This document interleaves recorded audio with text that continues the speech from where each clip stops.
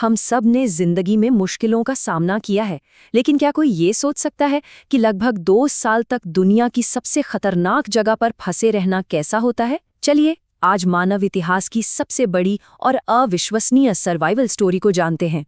ये सच्ची कहानी है इंपीरियल ट्रांस अंटार्कटिक अभियान की।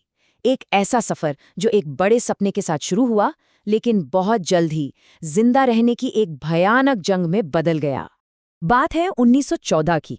सर अर्नेस्ट शैकल्टन और उनके 27 साथी एंड्योरेंस नाम के जहाज पर एक ऐसा सपना पूरा करने निकले थे जो आज भी नामुमकिन सा लगता है। जरा सोचिए, उनका प्लान था धरती की सबसे ठंडी और वीरान जगह यानी पूरे अंटार्कटिका को पैदल पार करना। ये कोई छोटा मोटा सफर नहीं था, ये लगभग 2900 किलोमीटर का सफर था, जहां एक छोटी सी गलती का मतलब भी सीधी मौत थी। वहां के अनुभवी नाविकों ने उन्हें समझाया, उन्हें चेतावनी दी कि इस साल बर्फ बहुत ज्यादा है, आगे मत जाओ। लेकिन शैकल्टन अपने लक्ष्य को लेकर इतने पक्के थे कि उन्होंने किसी की नहीं सुनी और एक ऐसा फैसला लिया जो उनकी पूरी टीम की किस्मत हमेशा के लिए बदलने वाला था। और फिर 18 जनवरी 1915 को वो सारी चेतावनियां एक डरावनी हकीकत बन गई। उनका जहाज एंड्योरेंस बर्फ के एक बहुत बड़े टुकड़े में पूरी तरह से जकड़ गया। अंटार्कटिका को पार करने का सपना तो उसी पल टूट गया। अब उनके सामने बस एक ही मिशन था, किसी भी तरह जिंदा रहना। वो सिर्फ फंसे हुए नहीं थे, बल्कि वो बर्फ के साथ बह भी रहे थे, और हर गुजरते दिन के साथ वो अपनी मंजिल से, इंसानी बस्तियों से और भी दूर, मौत के और करीब जा रहे थे। जैसे जैसे महीने बीतते गए, चारों तरफ से बर्फ का जबरदस्त दबाव उनके जहाज पर अपना असर दिखाने लगा। महीनों तक उन्होंने अपनी आंखों के सामने अपने जहाज को, अपने घर को बर्फ के दबाव में धीरे धीरे टूटते हुए देखा, और आखिरकार उनकी आखिरी उम्मीद, उनका जहाज बर्फ के नीचे समा गया। अब वो उस बर्फीले समंदर में पूरी तरह से अकेले थे। न कोई रेडियो था, ना ही किसी के बचाने आने की कोई उम्मीद। जब उन्होंने बर्फ पर ही अपना ओशन कैंप बनाया तो जाहिर है सब पर मायूसी छाने लगी थी। सोचिए, लगभग 500 दिन, पूरे 500 दिन बर्फ और समंदर में भटकने के बाद उन्हें पहली बार जमीन दिखाई दी। लेकिन ये कोई खूबसूरत आइलैंड नहीं था, ये था एक वीरान, सुनसान एलिफेंट आइलैंड। चलो, जमीन पर पहुंचना एक जीत तो थी, पर वो अब भी दुनिया से कटे हुए थे। वहां से कोई जहाज नहीं गुजरता था। उन्हें पता था कि अगर बचना है तो मदद बाहर से नहीं, अंदर से ही आएगी। उनके सामने 3 रास्ते थे और तीनों ही लगभग नामुमकिन थे। तब शैकल्टन ने सबसे दूर का रास्ता चुना, साउथ जॉर्जिया। जानते हैं क्यों?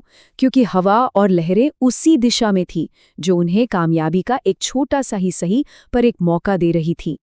अब जो बात सबसे ज्यादा हैरान करती है वो ये है कि इस छोटी सी नाव पर किया गया ये सफर, इसे आज भी समुद्री इतिहास में नेविगेशन और हिम्मत का सबसे बड़ा कारनामा माना जाता है।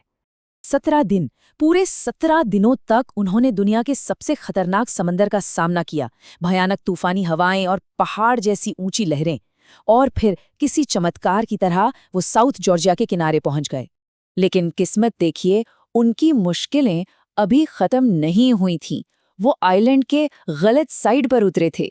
मदद के लिए उन्हें दूसरी तरफ बने व्हेलिंग स्टेशन पहुंचना था, और इसके लिए उन्हें एक और नामुमकिन फैसला लेना था। याद रखिए, ये लोग महीनों से भूखे और थके हुए थे। फिर भी शैकल्टन और उनके 2 साथियों ने बिना रुके, बिना सोए पूरे 36 घंटे तक चलकर उस बर्फीले पहाड़ को पार किया। एक ऐसा कारनामा जो उनसे पहले किसी इंसान ने नहीं किया था। वो किसी चमत्कार से कम नहीं था। जब वो स्टेशन पहुंचे तो उनके चेहरे काले पड़ चुके थे, कपड़े तार-तार थे। वो लड़खड़ाते हुए पहुंचे और उन्हें कोई पहचान भी नहीं पा रहा था। लेकिन शैकल्टन अपने बाकी साथियों को भूले नहीं थे। उन्होंने 3 बार उन्हें बचाने की कोशिश की, पर हर बार बर्फ ने उनका रास्ता रोक दिया।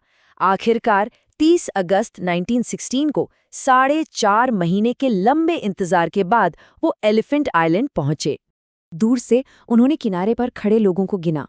उन्होंने उन सभी 22 लोगों को देखा जिन्हें वो पीछे छोड़कर आए थे, और वो सब जिंदा थे। और यही इस कहानी का सबसे अविश्वसनीय हिस्सा है। 2 साल की भयानक मुश्किलों, भूख और निराशा के बाद भी उस अभियान का एक भी सदस्य नहीं खोया। सब के सब बच गए। और फिर देखिए, ठीक 106 साल बाद 2022 में इस कहानी में एक और चैप्टर जुड़ा। उनका वो जहाज एंड्योरेंस 10,000 फीट नीचे समंदर की गहराइयों में मिला, और वो भी लगभग वैसी ही हालत में। शैकल्टन का सफर अपने असली लक्ष्य में तो नाकाम रहा, लेकिन उसने हिम्मत और हौसले की एक ऐसी मिसाल कायम की जो आज भी और हमेशा हम सबको प्रेरणा देती रहेगी। अगर आपको इंसानी जज्बे की ये कहानी अच्छी लगी तो इस वीडियो को लाइक जरूर करें और ऐसी ही और कहानियों के लिए सब्सक्राइब करें। देखने के लिए आपका बहुत बहुत धन्यवाद।